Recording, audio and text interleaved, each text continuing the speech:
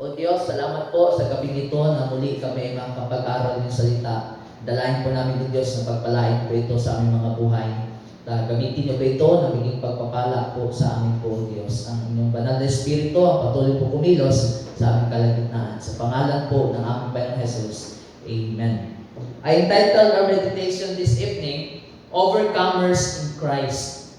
Pag sinabi pong overcomers, sa ibang translation diyan sa inyong mga Bibles, it means conquerors, no? Pag tinagalog natin, tayo'y tinuring na maging na tayo'y matagumpay sa lahat ng aspeto sa ating buhay, no?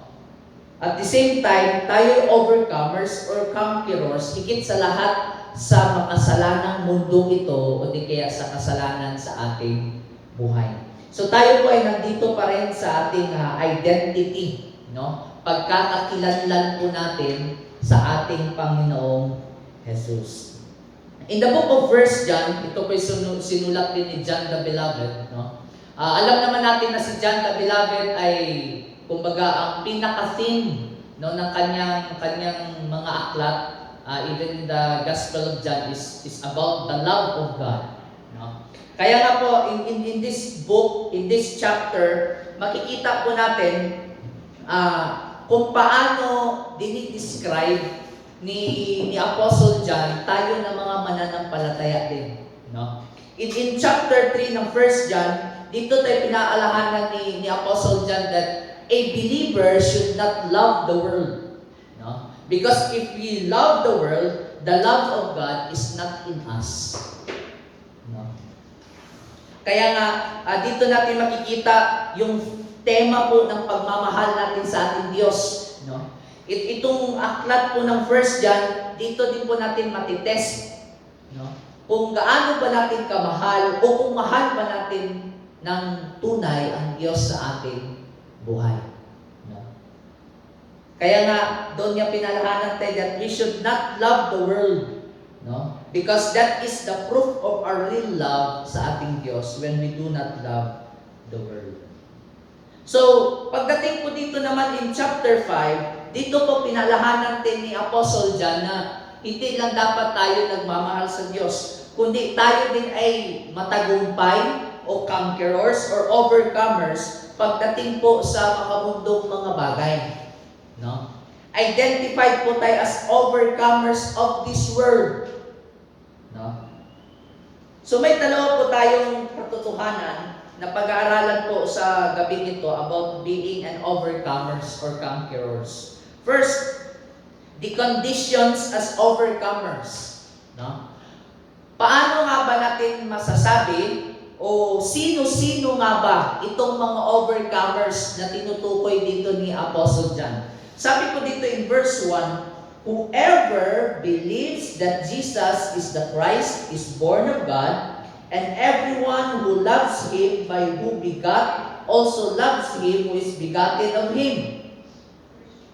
And then down in verse 5, sabi doon, who is he who overcomes the world? But he who believes that Jesus is the Son of God.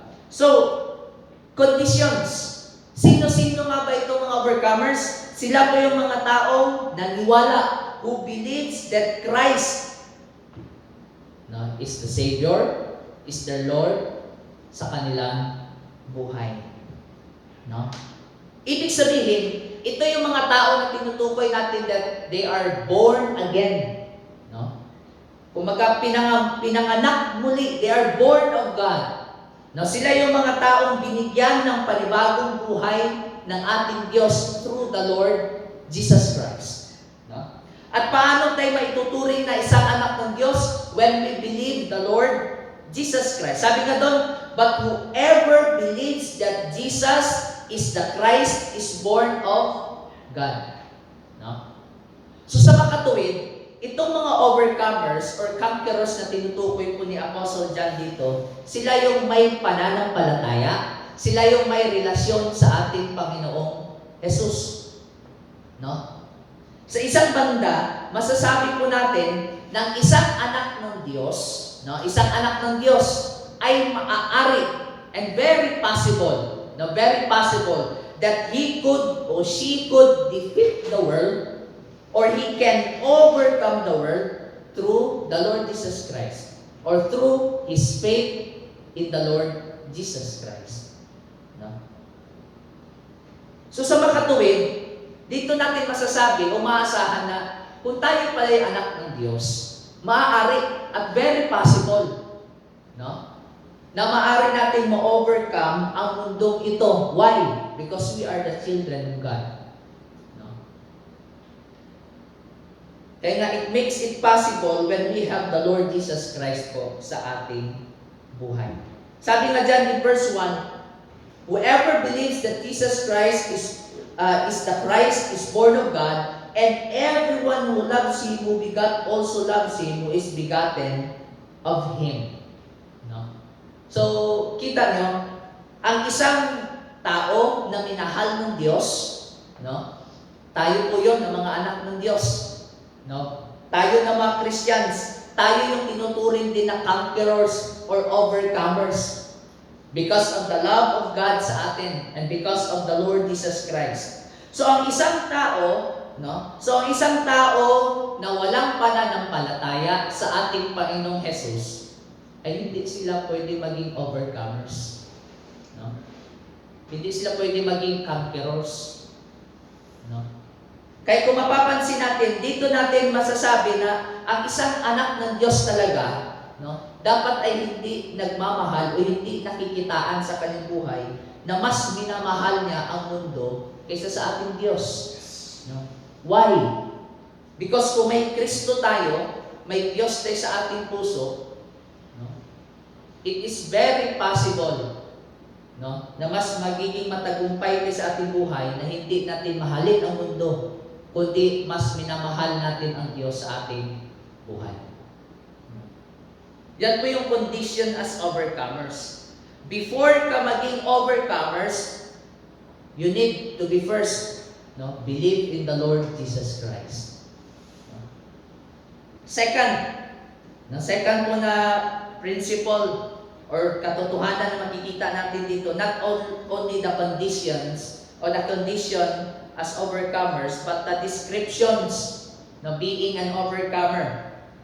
Ang isang overcomer, no, hindi lang siya nananampalataya kay Kristo, but kilala siya bilang isang tao na nagmamahal sa Diyos. Paano tayo nakikilala? Because we love God.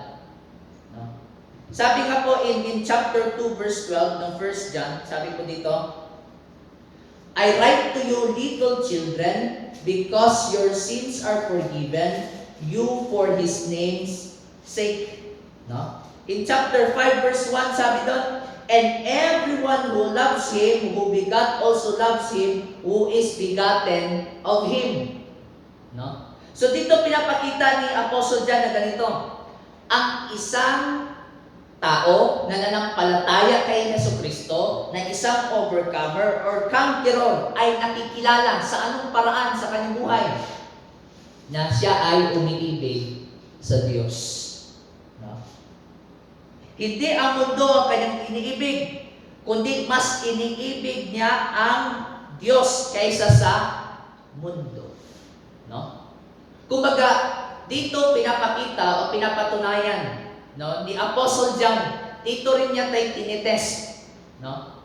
Sino ba o makikilala mo yung buhay na ikaw ay mananampalataya kung ano ang mas mabigat sa iyong buhay? Kung mas mahal mo ba ang Diyos o mas mahal mo ang mundo? Why?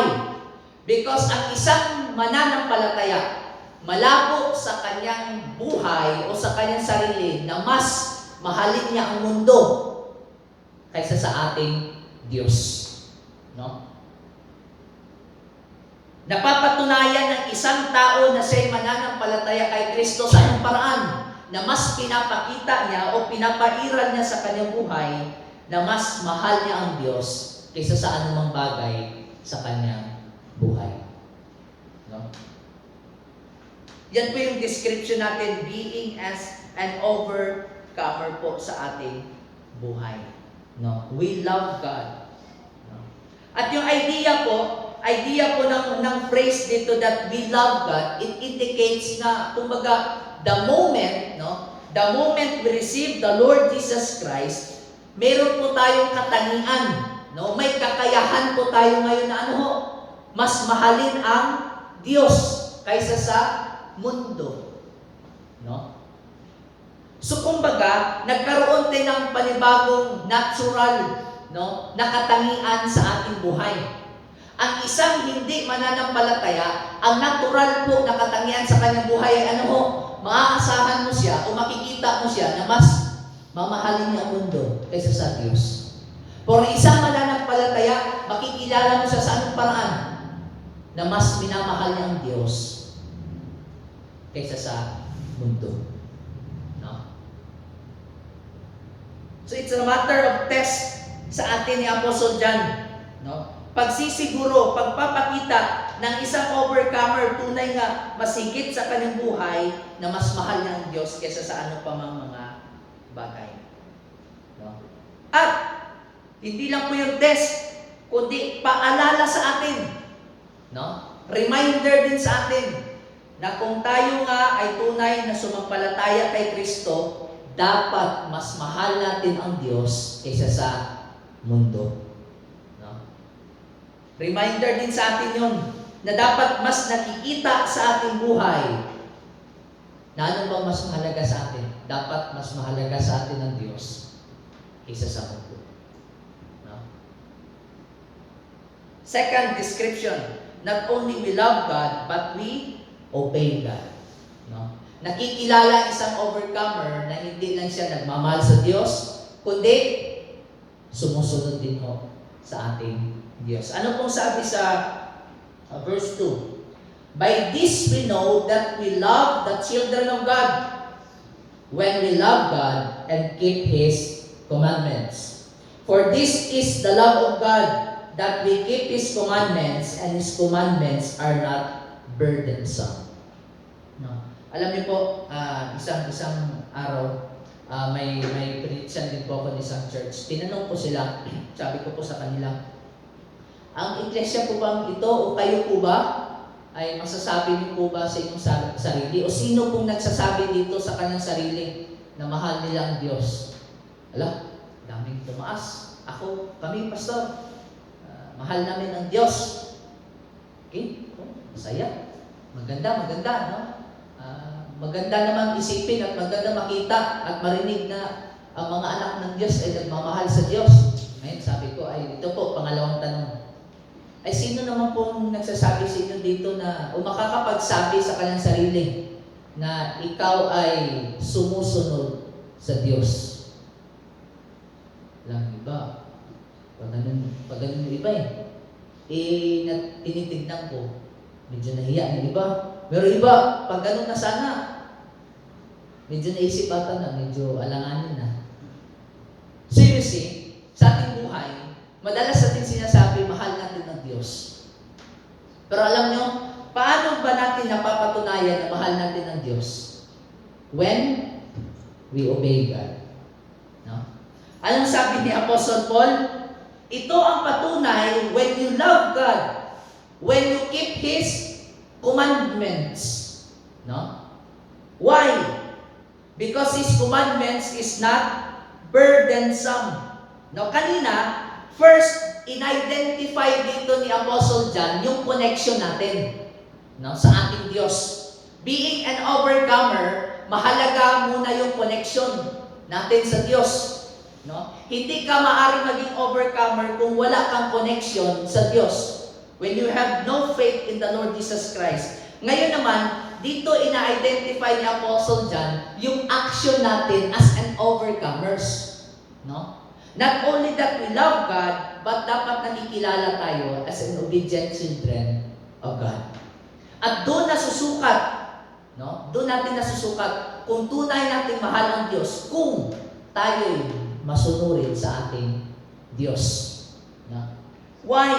Bakit natin kailangan maging masunurin sa Diyos? It's because the commandments of the Lord is not burdensome. Pag sinabi pong burdensome, hindi po ito nakakasira sa atin. Hindi po ito pabigat sa atin, kundi ito ay nakakatulong sa ating buhay.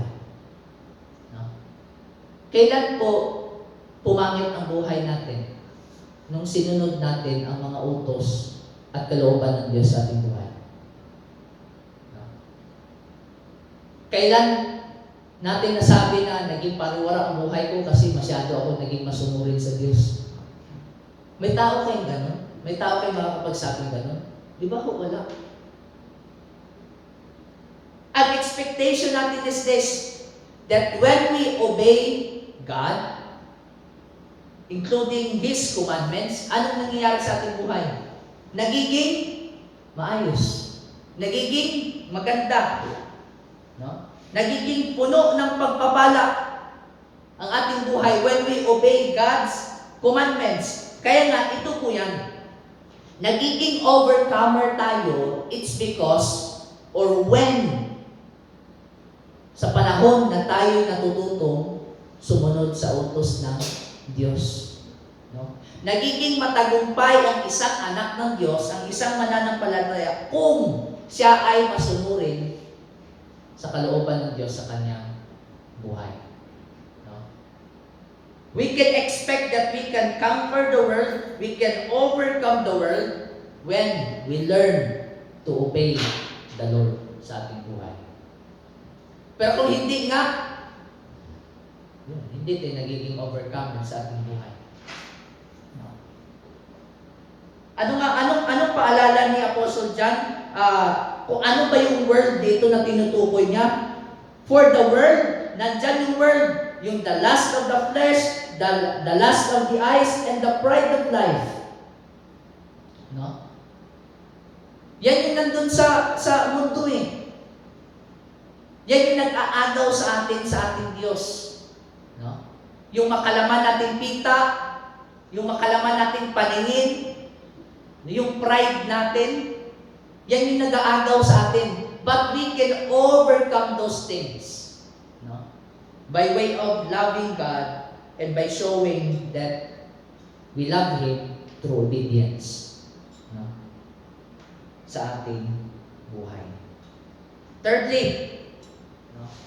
Thirdly, not only we love God, we obey God, but nakikilala din tayo when we have faith in God. No? Iba po ito sa kanina na faith. No? Yung kanina na faith, yun yung condition bago tayo maging anak ng Diyos. Dito, ang isang mananampalataya, nakikilala siya hindi dahil tumanggap siya sa Panginoon at nanampalataya siya, kundi throughout his entire life, nagpapakita siya na may pananampalataya siya sa Diyos. Tinatawag natin sa doctrinal natin na perseverance of the faith or perseverance of the saints. No? Na isang mananampalataya, patuloy pa rin yan na sumasampalataya sa Diyos. Anong sabi diyan sa verse 4? For whatever is born of God overcomes the world, and this is the victory that has overcome the world, our faith. No? Kaya nga anong sabi sa kanta? Faith is the victory. Faith is the victory. Oh, glorious victory that overcomes the world. Ayan yung sabi sa hymn na awitin. That without faith, kung wala tayong patuloy na pananampalataya sa Diyos, we cannot overcome talaga, no? Ang mundong ito. At pipilitin tayong agawin ng mundong ito sa ating Diyos. No? Kaya nga po sa gabi pong ito, nakita natin, no, ng isang mananampalataya, isang anak ng Diyos ay itinuring na overcomers or conquerors. But how? First, dapat siya ay nanampalataya. May connection dapat siya sa Diyos. Through the Lord Jesus Christ. Having faith in the Lord Jesus Christ. Pangalawa, nakikilala din siya. Hindi lang dahil sumampalataya siya sa Panginoon, kundi nakikilala siya dahil mahal niya ang Diyos higit sa lahat sa kanyang buhay. At ano? Dahil mahal niya ang Diyos, sinusunod niya ang Diyos. At pangatlo, patuloy siya nananampalataya sa Diyos sa kanyang buhay. No? Sana po sa gabing ito, no, alam ko marami tayong pinagdadaanan, marami tayong hamon sa ating buhay. Pero may it be na ito po yung mga descriptions, identity natin na meron sa ating Diyos, no? Through our Lord Jesus Christ, ay maipamuhay natin at matulungan tayo, no? Na mag-survive, magpatuloy sa ating buhay at sa ating relationship sa ating Panginoon. Tayo po'y manalangin. Salamat po Diyos muli sa inyong salita sa gabi kong ito aming napag-aralan. Thank you po Lord sa reminder. Thank you po Panginoon that we can be conquerors and overcomers of this world dahil po sa aming Panginoong Jesus. Help us O Lord to love you more, to be obedient sa inyo at patuloy po magkaroon pa ng pananampalataya sa inyo Diyos. Ikaw po magpala ng mga katotohanan ito sa aming mga puso at sa aming buhay. Sa pangalan ng aming Panginoong Jesus. Amen.